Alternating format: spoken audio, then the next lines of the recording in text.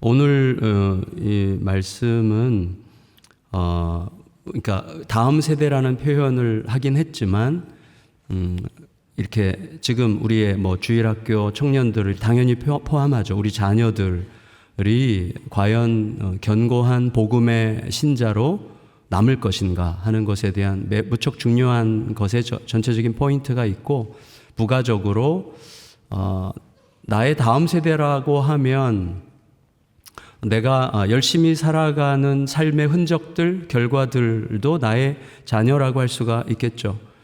그래서 우리는 분투하면서 살잖아요. 뭔가를 낳기 위해서 사는 거죠. 그래서 우리의 노동과 수고의 결과도 다음 세대라고 할 수가 있을 것 같습니다. 그래서 우리들은 나름대로 열심히 살죠. 열심히 살지 않는 분들이 있을지 모르지만 또 그 나름대로는 자기도 열심히 산다고 느낄 수 있을 거예요. 저희 막둥이 얘기를 했었는데 막둥이도 정말 열심히 안 살거든요. 근데 이제 야단을 좀 이렇게 대화를 해보면 아빠 나도 나름대로 열심히 살아 이렇게 얘기를 할 때 그거를 인정해 주는 과정에서 필요한 게 죽음이더라고요. 그래서 제가 죽어야 그걸 인정이 되더라고요. 근데 이게 쉽지 않은 일인데, 근데 어쨌거나 우리가 나름대로 열심히 사는데, 열심히 사는 이유는 내가 열심히 사는 것에 합당한 결과를 기대하기 때문이죠. 어떤 결과를 기대하고 열심히 사는 거잖아요. 결과에 대한 기대가 없으면 열심히 행할 이유가 없는 것이죠. 하지만 우리들은 종종 배신당하게 됩니다. 열심히 살았는데 뭐지 이게? 나 열심히 했을 뿐인데, 최선을 다했는데 이게 뭐지? 우리가 예배를 드리고 찬양하고 하나님의 영광을 경험할 때는 다 될 것 같은데, 사실 실제로 우리의 삶에서 최선을 다했고 분투했지만 도대체 이건 뭘까? 그 대표적인 그 한 표현이 뭐냐면, 저희 부부가 무척 많이 했던 이야기인데, 우리 집에서 어떻게 이런 애가 나왔지? 이런 이야기거든요. 그러니까 저희 부부는 열심히 신앙생활했고 또 열심히 목회했고 했는데, 우리 자녀들에게도 나름대로 한다고 한 것 같은데 어떻게 이렇게 전혀 엉뚱한 친구가 나왔을까, 이런 생각을 이제 하게 되는 거죠. 대한민국 교회를 보세요. 충성, 헌신, 봉사. 저는 경산중앙교회 이런 열기를 진짜 정말 과거에 못 본 것 같기도 하고, 엄청난 열기인데 지금도 21세기에 이런 교회가 있구나, 이런 생각을 제가 하게 됐어요. 엄청나게 뜨겁고 새벽에 막 4시 좀 넘어서부터 막 사람들이 오시는 것 같아요. 그래서 제가 여기 4시 한 40분 정도에 도착하는데 그때 이미 주차장이 꽉 차 있고 참 굉장히 벅차다는 느낌이 드는데, 어쨌거나 이렇게 헌신과 충성과 봉사라고 하는 세 가지 단어가 이렇게 잘 어울리는 교회가 대한민국 교회 왜 있을까, 이렇게 생각이 되는데, 그렇게 열심히 신앙생활을 했지만 여기 들어오기 직전에 김종원 목사님과도 그런 얘기를 했는데 다음 세대를 잃고 있단 말이죠. 지금 경산중앙교회 같이 이렇게 여전히 흥왕하는 교회는 약간 얄미울 정도로, 사실 대한민국 교회 대부분의 교회들은 다음 세대로 인해서 막 엄청나게 몸살을 앓고 있거든요. 굉장히 어려운 상황이죠. 그렇게 충성하고 그렇게 헌신했고 그렇게 애를 썼는데 왜 결과가 이거냐 하는 것이죠. 물론 시대적인 원인을 우리가 이야기할 수 있어요. 아이가 절대적으로 줄어들고 있기 때문이기도 한데, 사실은 저희 교회에 새소식반, 여기도 아마 그런 게 있겠죠. 새소식반이 있는데 저희 교회는 사실 대중교통이 없는 아주 먼 외곽지대에 따로 있어요. 대중교통이 버스도 안 다니고 아무것도 안 다녀요. 그러니까 주일학교 아이들은 전도회도 못 와요. 그렇지만 우리 새소식반 여러 팀이 있는데 그 팀들이 이제 다운타운에 가서 열심히 1년 전도하면 1년에 150명 이상은 꼭 결신자를 얻거든요. 그럼 지역교회로 다 보내요. 지역교회로 보내는데 잘 이렇게 관리는 안 돼. 10년 가까이 그렇게 했는데도 잘 안 되는 거예요, 그게. 제가 어저께 연락을 받은 것은 지금 작년이랑 또 재작년이랑 또 다른 거예요. 그래서 이제 애들 모아가지고 공원에서 말씀 가르치고 게임하고 이렇게 하는데 부모들이 계속 고발이 이제 들어가는 거예요, 이제는. 경찰에도 고발하고, 그리고 저희 지역에 그 맘카페가 무섭잖아요. 맘카페에 올려가지고 교회 이미지 다 까먹는 거 아니냐 하면서 막 이렇게 여러 가지 의견들을 많이 올려서 지금 이제 대책을 빨리 이제 세우고 어떻게 좀 더 지혜롭게 할 수 있는지를 얘기해야 되는데, 어쨌거나 총체적으로 그렇단 말이죠. 다음 세대를 잃고 있어요.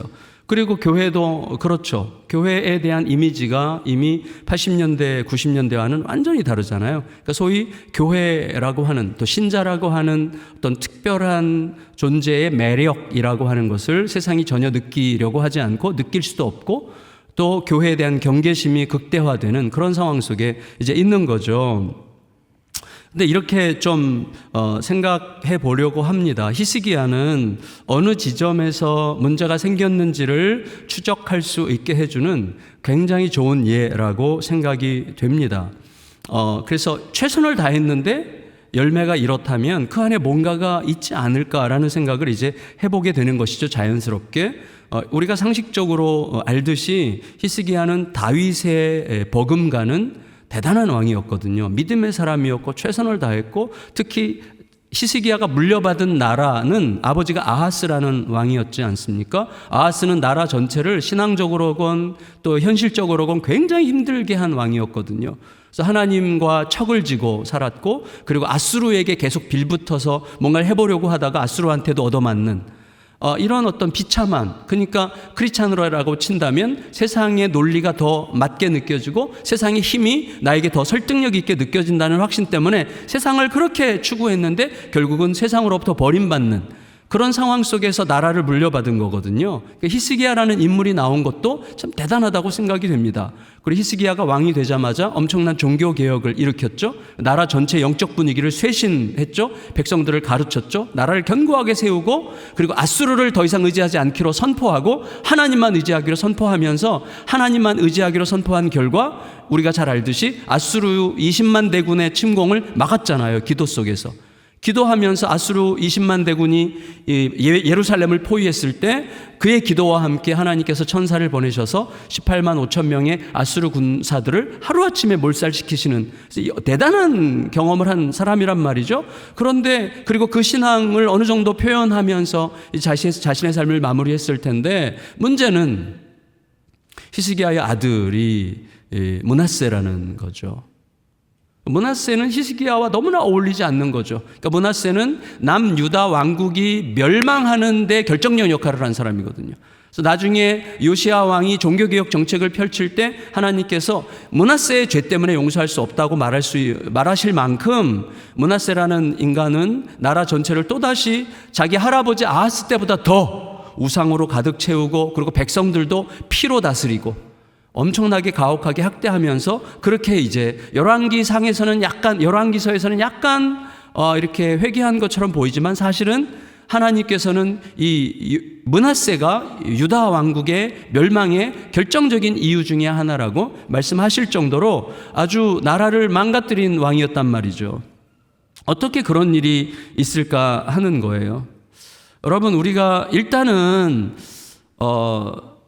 누군가의 불행을 볼 때 너무 쉽게 콩 심은 데 콩 나고 팥 심은 데 팥 나는 거야 라는 식으로 누군가의 불행과 누군가의 삶의 어두운 결과들에 대해서 그런 방식으로 너무 급하게 생각하는 것은 항상 매우 위험하죠.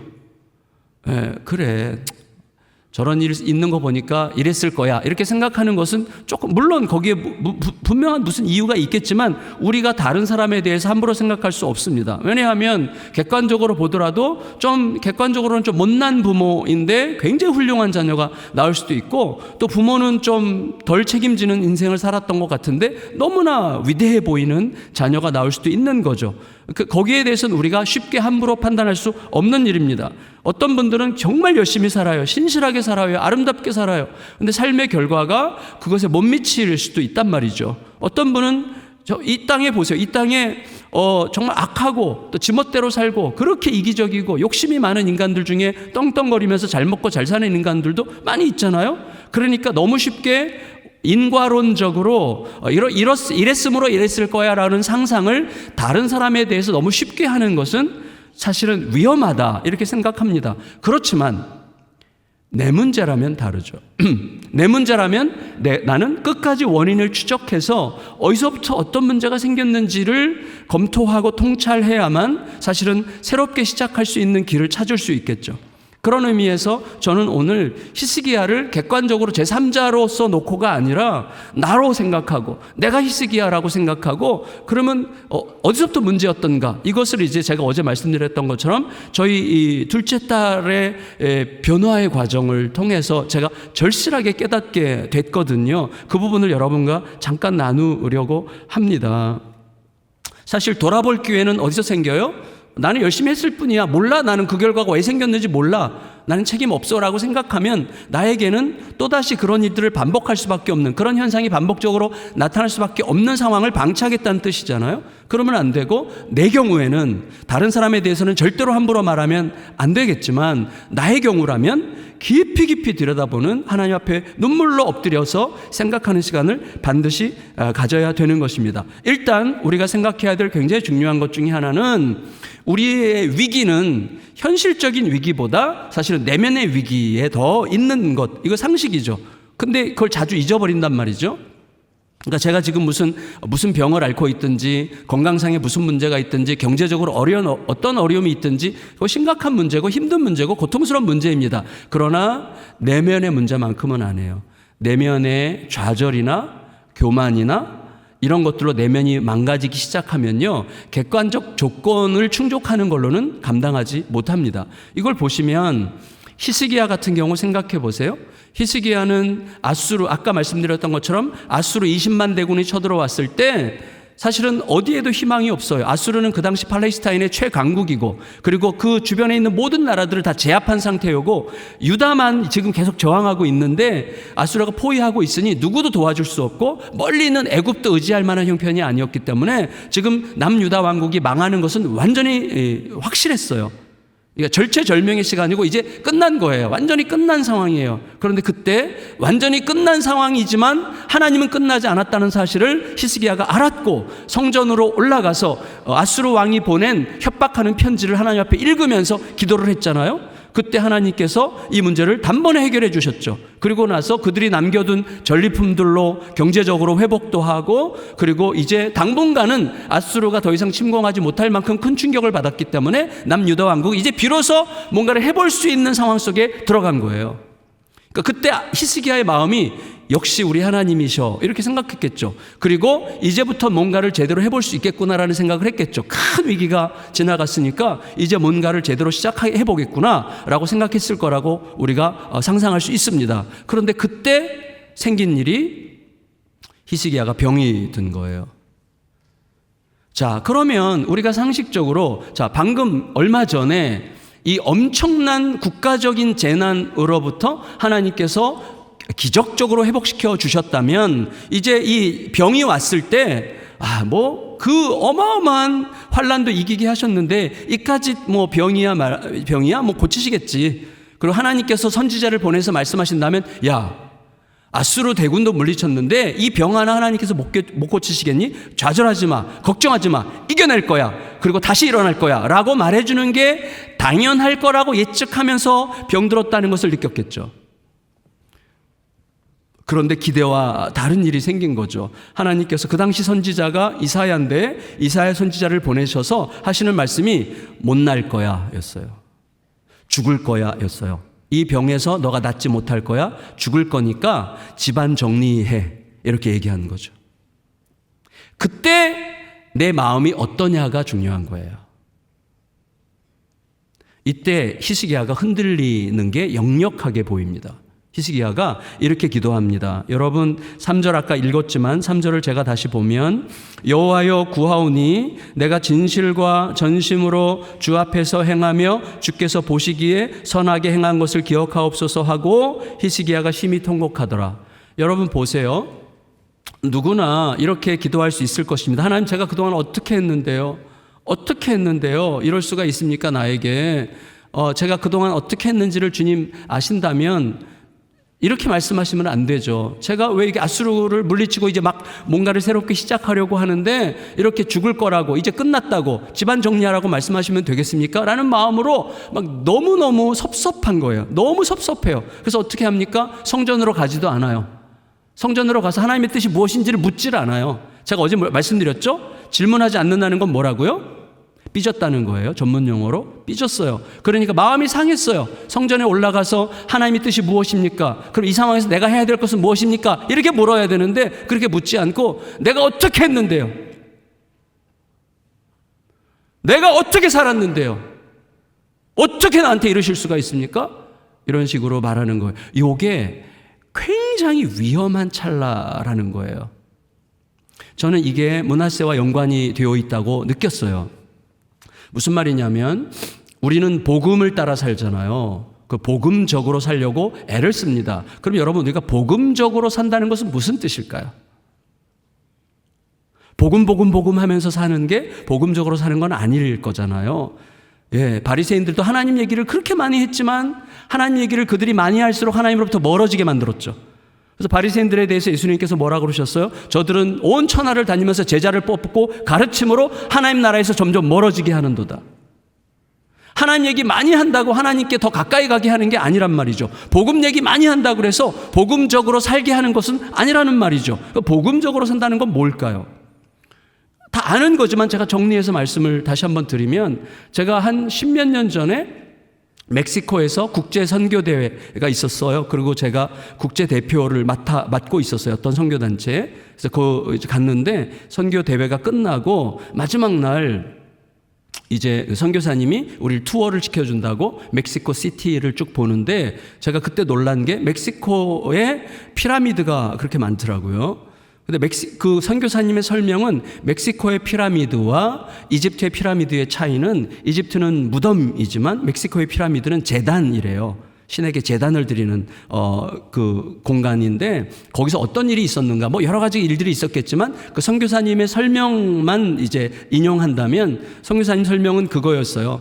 고대 이제 멕시코에서 전국적으로 그 전사들, 워리어들을 뽑아서 그 사람들이 이제 지방에서 경쟁을 해서 우승자들이 중앙으로 다 모인대요. 중앙에 모여서 또 열심히 경기를 하는 거예요. 그러면 그 과정에서 얼마나 많은 피와 땀과 눈물이 흘렀겠어요. 얼마나 많은 대가가 치러졌겠어요. 얼마나 많은 수고를 감당했겠어요. 그리고 나서 최종적으로 우승을 하잖아요. 우승자에게 어떻게 하냐면 배를 갈라서 심장을 꺼내서 신에게 바친다는 거예요. 우승자의 심장을, 펄떡거리는 심장을 바친다는 거예요, 신에게. 왜 그 짓을 합니까? 그때 그가 신의 아들이 된다는 거예요. 그러니까 신의 아들이 된다고 믿기 때문에, 그러니까 신의 아들이 되기 위하여 그렇게까지 헌신을 한다는 것이죠. 여기 어떤 원리가 있습니까? 이게 이제 종교의 원리인데, 복음과 종교를 제가 약간 지금 대조시켜서 말씀드리려고 하는데, 이 땅에 가득한 게 종교죠. 모든 사람은 종교란 말이죠. 그러니까 하나님을 안 믿는 사람도 종교인이죠. 왜냐하면 하나님을 믿을 수 없다고 생각하는 자기 생각을 믿고 사는 종교인이죠. 결국 이 세상에 사는 모든 사람들은 종교인이에요.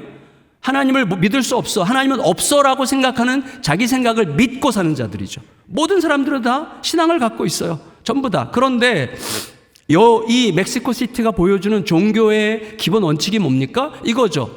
내가 신의 아들이 되려면 최소한 이 정도의 피와 땀과 눈물은 쏟아야 돼. 이거죠. 그러니까 내가 신으로부터 이 정도의 보상을 받으려면 이 정도의 헌신을 해야 돼라는 거죠.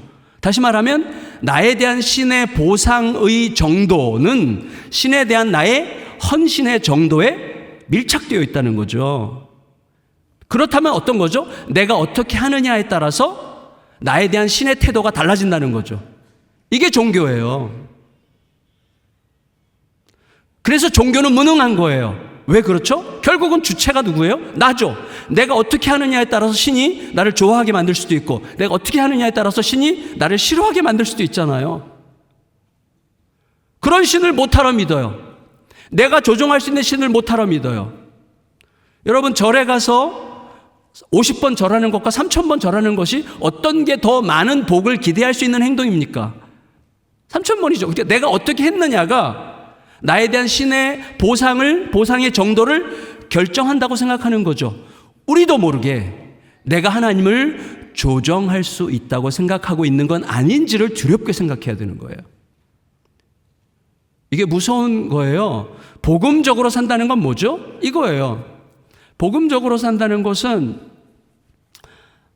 하나님은 우리가 아직 죄인 되었을 때, 우리가 하나님 앞에 한 게 아무것도 없었을 때, 아니 오히려 하나님과 원수가 되었을 때 어느 정도로 자신의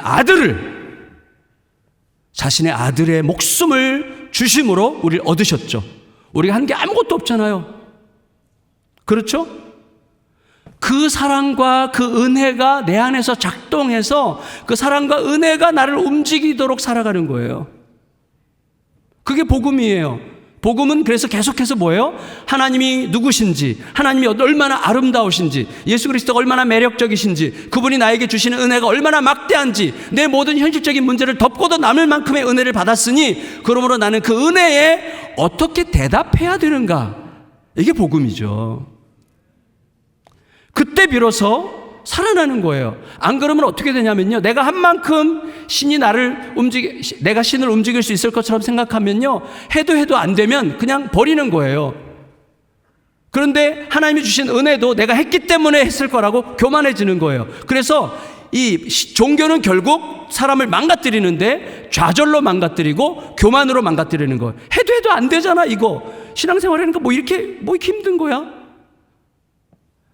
결과를 가지고 계속 판단하는 거예요. 하나님 이미 다 주셨어요. 이미 천국이 우리 것이고 영원한 생명이 우리 것이죠. 그 위에서 이 사랑이 얼마나 위대한 사랑인지, 얼마나 큰 사랑인지를 깨달음으로 우리는 좌절을 이기고 교만을 이기고 살아가게 되는 것입니다. 여러분, 우리 인생을 무너뜨리는 것은 딱 두 가지예요. 좌절 아니면 교만이에요. 그런데 예수 그리스도의 복음인 그 십자가는 우리에게 두 가지를 가르치죠. 우리가 복음 운동하는 분들이 꼭 이거 늘 강조하는 건데, 십자가가 우리에게 가르치는 두 가지, 날마다 우리가 이것을 반복적으로 얘기를 해요. 첫째는 뭐냐면, 한번 따라해 보시겠어요? 나는 내가 생각하는 것보다 훨씬 나쁜 놈이다. 자매님들은 다르게 얘기하셔도 돼요. 다시, 나는 내가 생각하는 것보다 훨씬 나쁜 놈이다. 네, 어떤 분은 과감하게 니은으로 시작하셨는데, 자, 어느 정도로 나쁜 놈이에요, 우리가? 하나님의 아들이 십자가에서 죽으시지 않으면 안 될 만큼. 그러므로 우리는 절대로 자만할 수 없어요. 절대로 교만할 수 없어요. 교만으로부터 지켜줘요. 사람은 교만해서 망합니다. 교만은 패망의 선봉이라고 하나님께서 분명히 말씀하셨어요. 모든 멸망의 밑에는요, 교만이 있어요. 쭉 들어가면. 근데 십자가가 우리를 지켜줘요. 나는 내가 생각하는 것보다 훨씬 더 나쁜 놈이야. 그래서 여러분, 이렇게 적용하면 돼요. 기도할 때, 우리가 회개 기도를 할 때 이 벌레 같은 죄인을 용서하여 주시옵소서라고 막 기도를 하는데, 그때 진심입니다. 진심으로 이 벌레 같은, 나 같은 게 뭐라고 막 기도를 하잖아요. 근데 예배 끝나고 나갈 때 저쪽에서 박 집사님이 나를 보고 저 벌레 같은 인간, 그러면 살인 납니다. 그러니까 이제 저는 실제로 이것을 적용을 한 적이 있어요. 뭐냐면 누가 나에서 뒤에서 나의 험담하고 다니면 가서 말하면 돼요. 나에 대해서 좀 안 해. 근데 사실은 나에 대해서 당신이 말하고 다니는 것보다 나 더 나쁜 인간이야 라고 생각할 수 있어야 되죠. 그러니까 우리가 내면을 잘 살펴보면요, 결국은 자기를 지키려는 마음으로 살거든요. 결국은.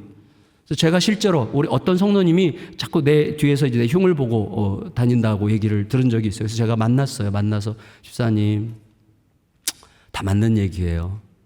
집사님 말하는 것보다 사실은 제가 훨씬 더 나쁜 인간이죠. 진심입니다. 진심으로 그렇게 말했을 때 해결이 되더라고요. 사실은 이게 쉬운 일은 아니지만, 자, 이게 원칙이죠, 원칙. 근데 십자가가 우리에게 가르쳐주는 또 하나가 있어요. 그게 뭐죠? 따라해 보세요. 나는 내가 생각하는 것보다 훨씬 위대한 사랑을 받았다. 얼마만큼? 하나님의 아들이 십자가에서 죽으실 만큼. 그러니까 우리가 어떻게 좌절하겠어요? 다 주셨는데, 하나님이 다 주셨는데. 그래서 내가 어떻게 하느냐에 따라서 인생이 결정되는 게 아니고, 하나님이 하신 일 때문에 그 일을 내가 제대로 기억하느냐, 그 일의 의미를 내가 제대로 파악했느냐, 제대로 감격스럽게 느끼고 있느냐에 따라서 인생이 결정되는 거예요. 십자가 앞에 제대로 서면 우리는 절대 좌절하지 않을 수 있고 절대 교만하지 않을 수가 있어서 지켜지는 거예요. 그리고 그 은혜가 우리를 담대하게 하죠. 어떤 식으로? 네, 엘리베이터에서 회장님 만난 김대리가 되는 거예요. 그래서 그분이 개런티 하시고, 그분이 지켜주시고, 그분이 나의 내일을 아시고 오늘 내 문제를 아시는 게, 모든 상황에서 그분은 오르시다는 게 내 속에서 확실해지기 때문에 오늘 내가 할 일은 뭐예요? 듣고 따르는 것뿐이에요. 그러면 하나님이 하신다는 것을 알게 되는 것입니다. 그게 너무나 중요하죠. 근데 제가 저희 둘째 아이 얘기를 잠깐 말씀을 드린다면 그렇게 못했던 거예요. 여러분은 어떤지 모르겠는데 저는 자존심이 강하고 인정욕구가 강한 사람이라고 말씀을 드렸잖아요. 그래서 제가 안산 동산교회 부교역자로 있을 때 저희 이제 둘째 딸이 그때 초등학생에서 이제 중학교, 고등학교 이렇게 올라가는 어간이 제가 5년 동안 거기 있었는데 그런 사이에 이 아이가 이제 사춘기 5학년 말 6학년 들어가면서 사춘기에 들어가면서 무척 이제 거칠어지기 시작했어요. 그래서 중학교 들어가서는 벌써 이제 담배 피우고 다니고 또 막 술도 마시는 것 같고 그리고 좀 껄렁거리고 예배도 제대로 안 드리고 저 뒤에서 막 이렇게 막 다리 흔들고 있다가 그냥 나가고 설교 중에 막 나가고 그리고 이제 밖에서 막 어떤 집사님들이 찾아와요. 안산이라는 데가 조그맣거든요. 거기 안산 동산교회 교인들이 워낙 많으니까 찾아와요. 성도님들이. 목사님 집에 무슨 일 있어요? 왜요? 목사님 따님이 그렇게 목사님 욕을 하고 다닌다고. 그래서 뭐 공부는 뭐 완전히 바닥이고 공부도 안 하고 뭐 42명 중에 늘 39등 뒤에 3명은 운동부. 그래서 이제 막 늘 이제 이 아이만 생각하면 막 너무 걱정이 돼서 그 정도까지 이 아이가 거칠게 살진 않았지만 아빠의 노파심에 이 아이가 임신해서 들어와도 사랑할 수 있을까요? 제가 밖에서 임신해서 들어와도 사랑할 수 있을까요? 늘 막 그런 고통 생각하면 막 너무 힘들고 그리고 만나면 밉고 어떤 때는 정말 미안한 얘기지만 내 딸이 아니었으면 좋겠고 그리고 제가 설교하려고 강대상에 딱 서면 설교하는 게 겁이 나는 거예요. 성도들이 속으로 다 말하는 것 같아요. 네 딸이나 잘 키워. 그러니까 이 자책감에 내가 목회를 할 수 있을까? 내가 목회를 계속해도 되나? 이런 생각을 하는 거예요. 그러던 와중에 이제 제가 서초동에 있는 한 중형교회에 이제 담임 목사로 부임을 하게 됐어요.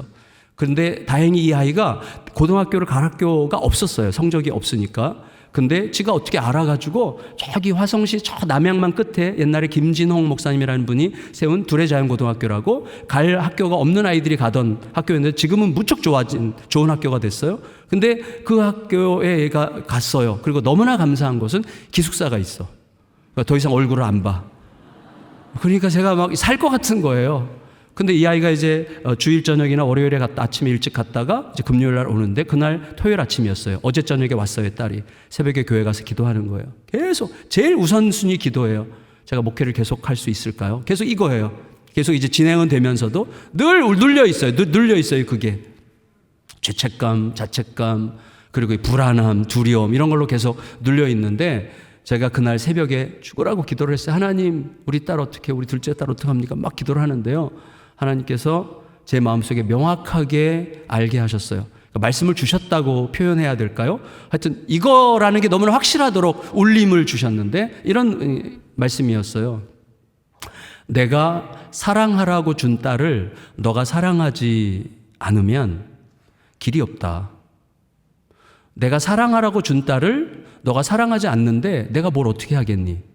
이런 의미였어요. 그래서 제가 그 도전을 받고 내가 사랑하는가 생각해 보니까 저는 사랑하고 싶었고 사랑한다고 생각은 했지만 사랑은 안 했어요. 그러니까 하나님께서 말씀하신 사랑은 어떤 사랑이죠?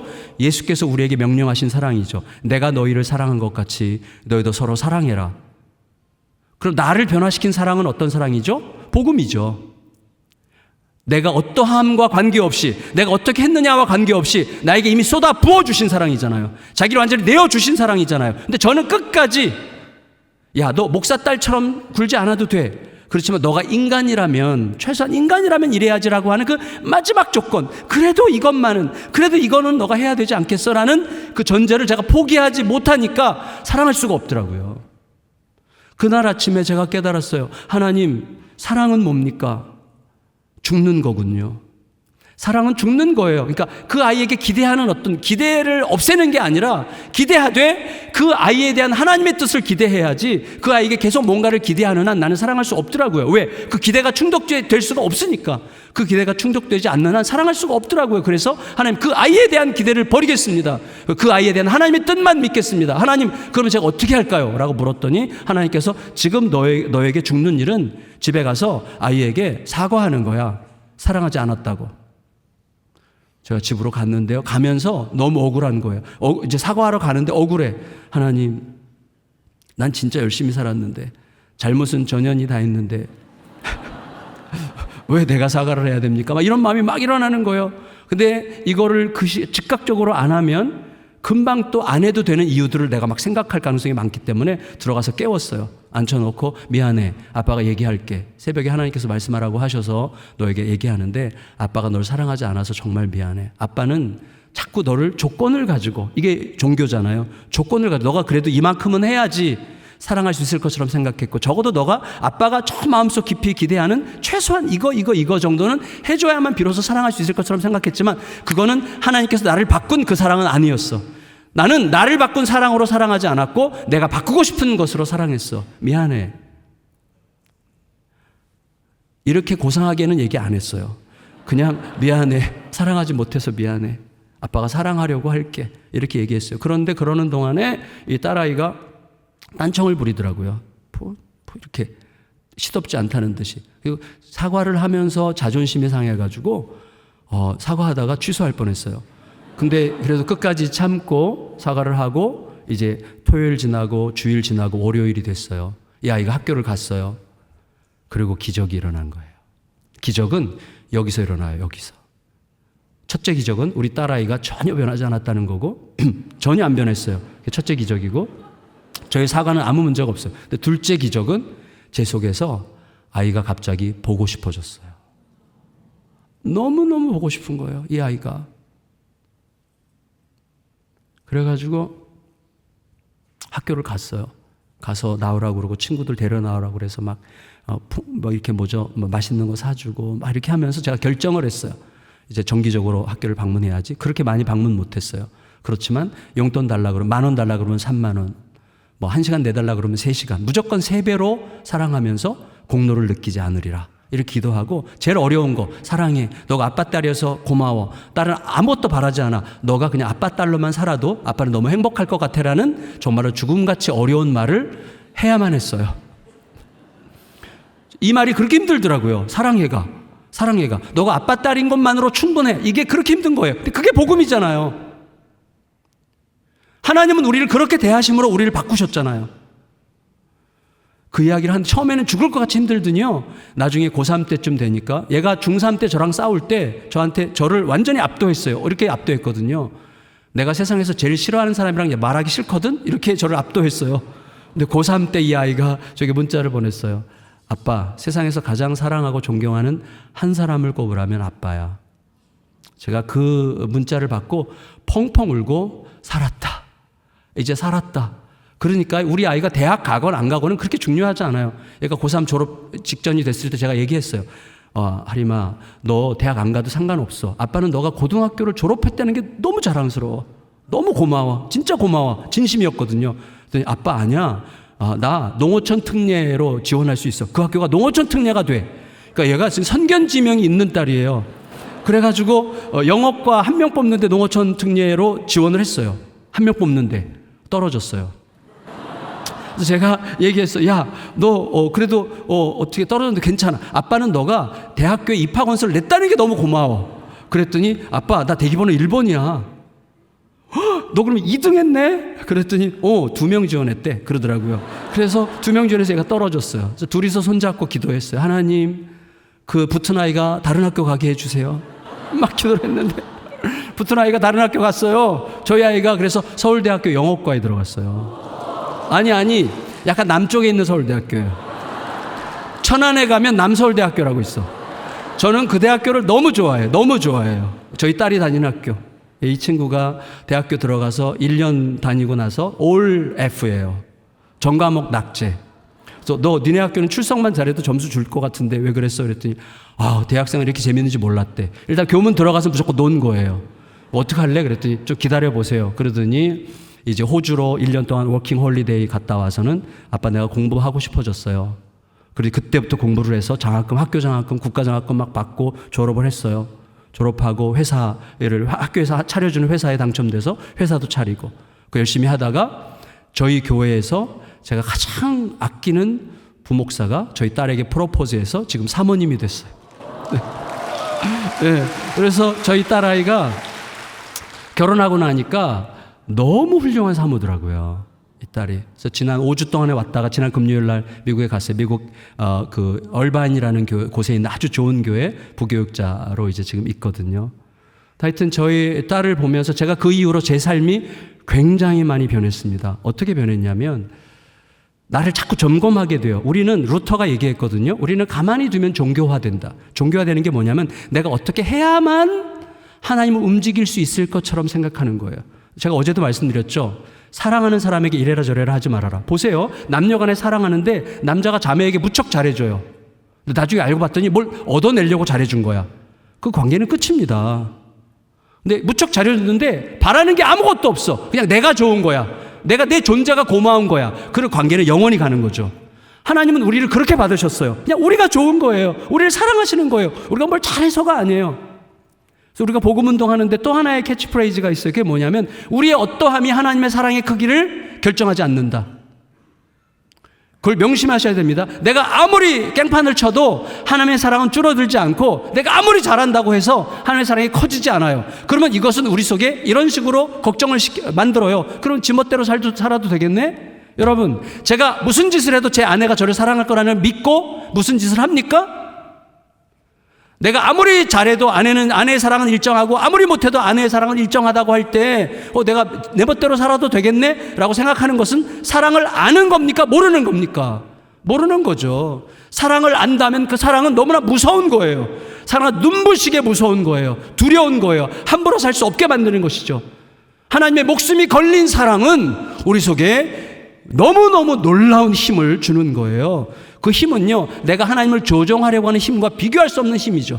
내 목숨을 내주어도 아깝지 않은 사랑이 나를 움직이게 사는 거예요. 근데 어느 순간 우리가 히스기야처럼 이렇게 기도할 수 있어요. 내가 어떻게 했는데 나는 이것보다도 나은 대접을 받을 수 있도록 살았지 않습니까? 나에게 이러실 수가 있습니까? 도대체 내가 어떻게 살았는데, 내가 하나님한테 어떻게 했는데, 이렇게 말할 때 우리도 모르게 종교화가 되는 거예요. 이게 무서운 거죠. 이게 무서운 거예요. 왜냐하면 그게 어디로 가냐면요, 결국은 자기 중심성으로 가고, 자기 중심성 때문에 하나님께서 히스기야에게도 나았어, 이미 내가 치료해 줄 거야 라고 얘기했을 때 히스기야에게 두 가지 문제가 생겨요. 첫째는 증거 보여주세요, 이렇게 얘기하죠. 하나님의 말씀으로 충분치 않아요. 내가 증거를 봐야 돼. 저는 그래서 히스기야의 기적을 그렇게 높이 평가하고 싶지 않습니다.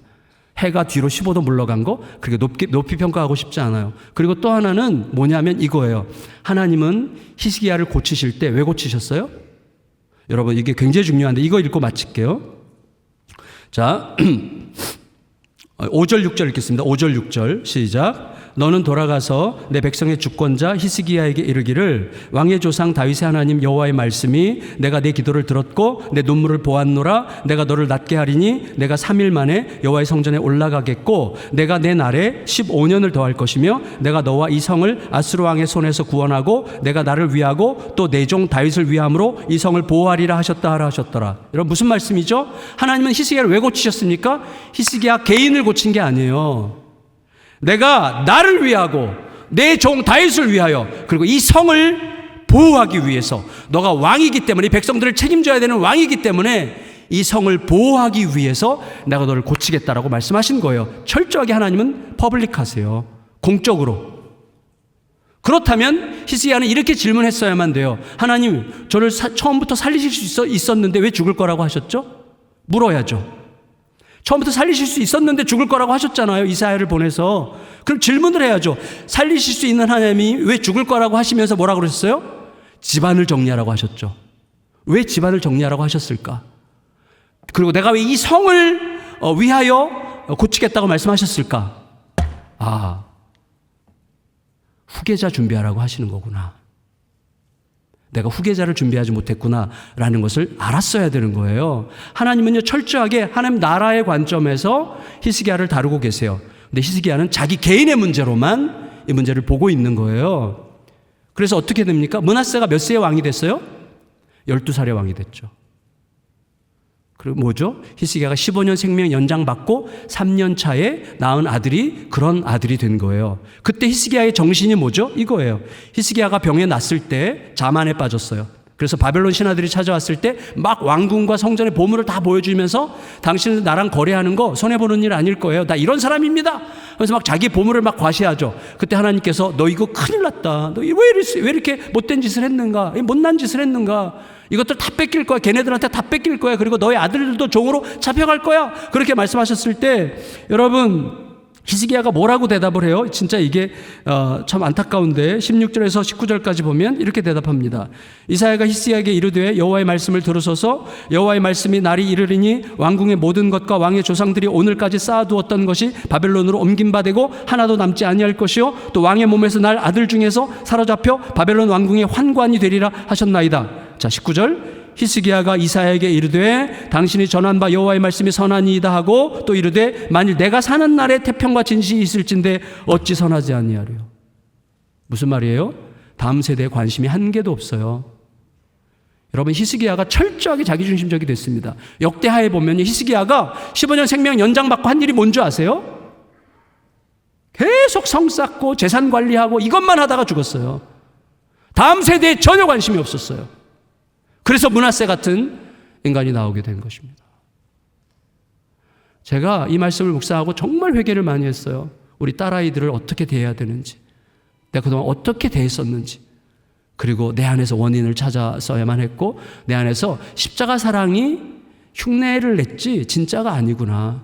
그러니까 나를 바꾼 사랑, 값없이 주시는 그 사랑으로 내가 변했는데 나는 다른 사랑으로 바꾸고 싶어 하는구나. 계속 조건을 걸고 최소한 이 정도는 해야 되지 않아? 이렇게 해서 바꾸려고 했구나. 그러므로 우리 아이를 잃게 될 뻔했구나라는 것을 알게 된 것이죠. 여러분 다음 세대를 얻고 다음 세대를 살리는 유일한 길은 하나밖에 없어요. 복음을 회복하는 거예요. 제가 어제 행복 토크 때도 목사 2분만 하고 마칠게요. 행복 토크 때도 말씀을 드렸지만 여러분 지금 제가 이제 같이 협력하고 있는 시티 투 시티라는 사역의 핵심이 뭐냐면 이거예요. 환경을 탓하지 마라. 중요한 것은 우리가 복음을 잃었다는 거다. 인구가 아무리 줄어도 복음을 들어야 될 사람은 아직 너무너무 많다. 근데 우리가 복음을 잊어버린 거다. 복음을 살아야만 성도 안에서 매력이 느껴지거든요. 우리가 예수님을 왜 사랑합니까? 예수님 자신이 복음이기 때문이죠. 자기를 온전히 내어줘 우리를 얻으신 그 복음의 사랑이 우리가 예수님께 매료되는 과정 아닙니까? 여러분 초대교회를 보세요. 초대교회는 부흥할 조건이 전혀 없었어요. 예배도 폐쇄적으로 드렸고요. 새로운 사람들을 초청하지 않았습니다. 초대교회는 밖에서 낯선 사람이 들어올까 봐 막았어요. 왜? 초토화될까 봐 교회가 경계심을 가지고 두려움 속에서 자기들끼리만 몰래 예배를 드렸고 초대교회 400년 동안에 전도 선교 한마디도 안 했어요. 근데 왜 교회가 그렇게 놀랍게 성장했습니까? 신자들 한 사람 한 사람의 복음적 삶이 보여주는 매력이었어요. 매력. 너무나 매력적이었어요. 복음만이 사람을 매력적으로 만듭니다. 종교는 사람을 계산적으로 만듭니다. 교회 안에 계산적인 사람 우리도 다 밥맛 없잖아요. 복음적인 사람이 있을 거예요. 생각해 보세요.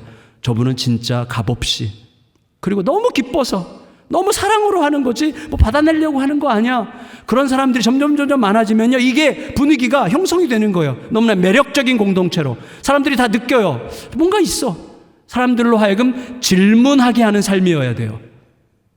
어떻게 저렇게까지 할 수 있지? 질문하게 하는 삶을 통해서만 복음이 드러나 복음이 내 존재가 전도지가 되어 복음이 전해지는 것이고 우리 다음 세대도 마찬가지입니다. 부모가 계속 거래적 방식으로 내가 이렇게 했으니까 하나님도 이렇게 하셔야지 이렇게 안 하니까 하나님도 야단치시겠지 이런 식의 구도 속에서 자녀가 양육되면요 아이들이 나중에 자기가 한 만큼 하나님이 움직이지 않는 것 같으면 떠나는 거예요. 어릴 때부터 하나님의 사랑, 복음 예수 그리스도의 존귀하심과 아름다우심이 우리에게 전부다라는 것을 깨닫게 하면요 아이들이 상황이 바뀌어도 떠나지 않습니다. 이게 중요해요. 복음으로 사는 거예요. 그때 하나님의 사건이 일어나는 거예요. 종교는 결국 내 사건만 남기는 것이지만 내가 한 만큼만 남는 것이지만 복음은 뭐예요? 하나님께 완전히 맡긴 자로서 하나님의 사건과 하나님의 이야기가 쌓여가는 인생이 되는 것입니다. 우리 귀한 너무나 귀한 저에게 감동을 주는 경산중앙교회 귀한 성도님들 이 교회 안에서 지금까지도 복음을 붙들고 살아오셨지만 더욱더 복음이 확연해지면서 다음 세대도 얻고 여러분들의 모든 삶의 열매도 하나님의 사건과 이야기로 채워지는 거룩한 인생을 살아가시기를 예수님의 이름으로 축원합니다. 존귀하신 아버지 하나님, 은혜를 감사드립니다. 참 복된 교회에 와서 함께 말씀을 나누는 특권을 주셔서 감사를 드립니다. 이 귀한 성도님들, 목사님과 함께 복음의 사자로, 또 복음의 사람으로, 복음의 신자로 계속해서 진전하면서 이분들의 삶에서 드러나는 매력으로 세상이 바뀌고 가정이 바뀌고 그리고 이 지역의 문화가 바뀌는 거룩한 은혜를 허락하여 주시옵소서. 다음 세대가 더 흥왕해지는, 더 많아지는 아름다운 역사를 이루어 주시옵소서. 존귀하신 예수님의 이름으로 간절히 기도드리옵나이다. 아멘. 우리 3일 동안